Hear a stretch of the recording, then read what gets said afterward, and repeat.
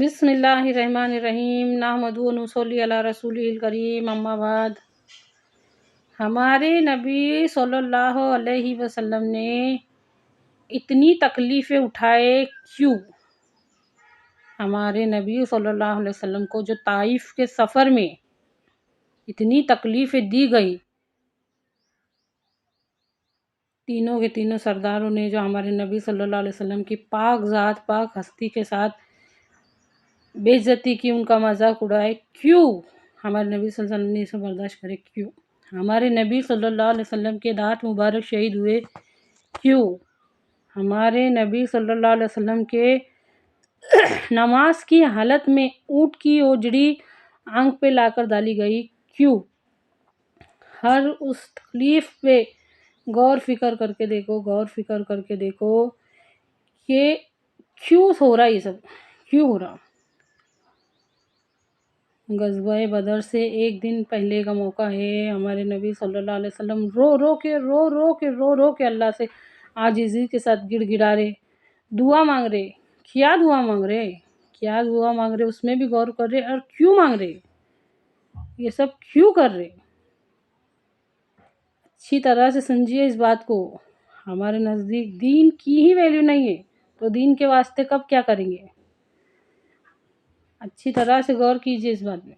اگر دین ہی نہ رہا، اگر سینٹرل پیلر ہی نہ رہا، اگر ہمارے پاؤں کے نیچے کی زمین ہی نہ رہا، تو کیا باقی رہ جائے گا؟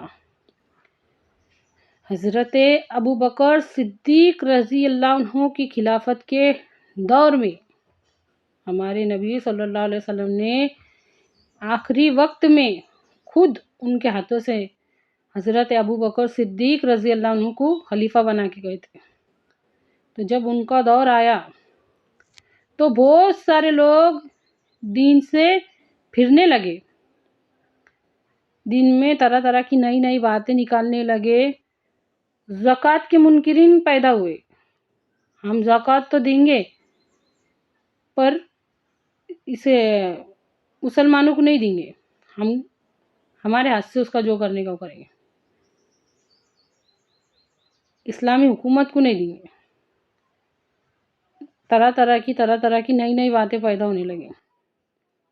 غور سے سنو اس بات کو، کیا فرمائے حضرت ابوبکر صدیق رضی اللہ عنہ نے؟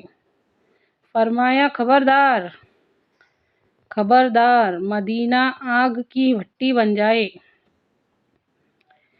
میری تمہاری ہم سب کی لاشیں زمین پر پڑی ہوئی ہو، ان لاشوں کا دفنانے والا کوئی نہ ہو، گلی کے آوارہ کتے ان لاشوں کو گھسیٹتے پھرے، ابوبکر یہ گوارا کرے، لیکن دین میں کمی آئے اور ابوبکر زندہ رہے، یہ نہیں ہو سکتا۔ اچھی طرح سے غور کیجیے اس بات میں۔ ایک تو اس تصور کو سامنے رکھو، اس تصور کو سامنے رکھو کہ ہماری زندگی بھی کیا زندگی ہے، ہماری مسلمانی بھی کیا مسلمانی ہے، کہ ہم کو کسی بات سے کوئی فرق ہی نہیں پڑتا۔